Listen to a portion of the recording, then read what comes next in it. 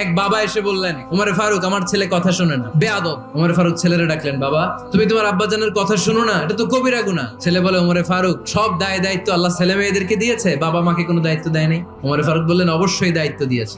তাহলে বলেন আমার বাবার দায়িত্ব কি? উনি বললেন, প্রাইমারিলি প্রথমত 3 দায়িত্ব। পৃথিবীর প্রতিটি বাবার উচিত ছেলেদের মেয়েদের জন্য ভালো মায়ের ব্যবস্থা করা। 2 নম্বরে সুন্দর তার একটা নাম রেখে দেয়া। 3 নাম্বার তার আল্লাহর কিতাব শিক্ষা দেওয়া। এবার ছেলেকে আমার আব্বা 3টার একটাও করে নাই।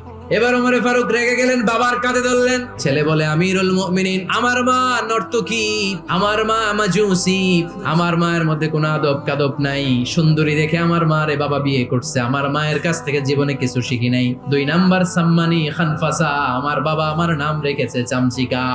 ওয়ালাম ইউআল্লিমনি হারফাম মিন কিতাবিল্লাহ, আমিরুল মুমিনিন, শুধু তাই না, আল্লাহর কোরআনের একটা অক্ষর আমার বাবা কোনোদিন আমারে শিক্ষা দেয় না।